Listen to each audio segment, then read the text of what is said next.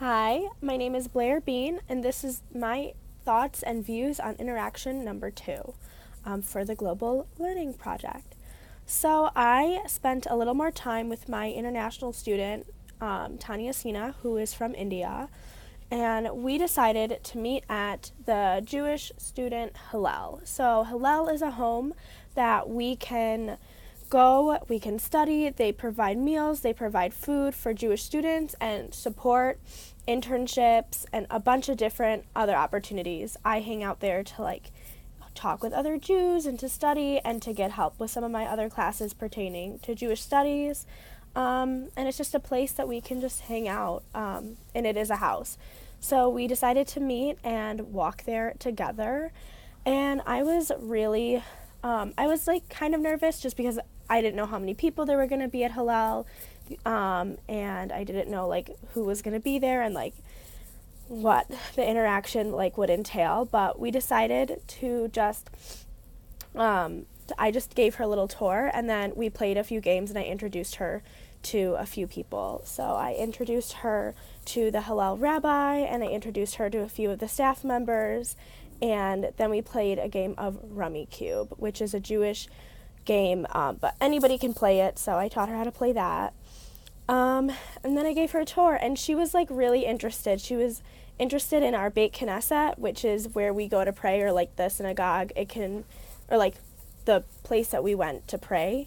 She was very interested in that, and traditional wear, because in India they wear saris and other traditional clothing, and we wear certain symbols. So we wear a talit, which has string hanging down, and that is to remind us that we are Jewish. And then I showed her how to put that on, and I showed her that a prayer book is from right to left, because Hebrew you read it from right to left, and I showed her the English translations, as well as the Hebrew.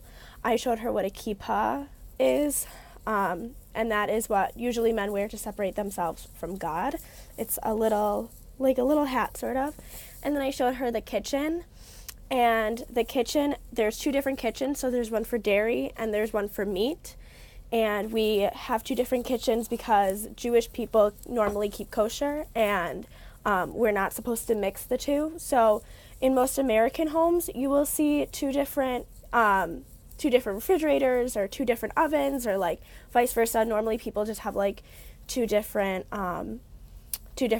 plates that they just have their meat meals on, dairy meals, and then there's certain rules of how long you can space those apart.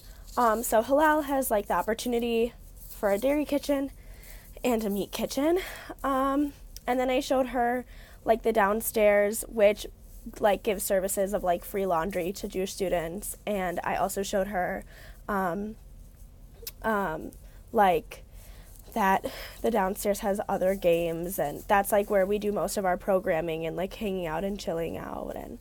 And then we met with a student who was downstairs doing his laundry, and he was really nice, and we just talked for a minute. I introduced him to her, and then we went upstairs, and I showed her all the different offices, and I asked if she had any questions regarding the tour and our games and anything else about Judaism. But I thought that it was a really nice way to dip her toes into Judaism and to see what campus has to offer. And she had a lot of questions, and I really appreciated that, and it made me feel really good.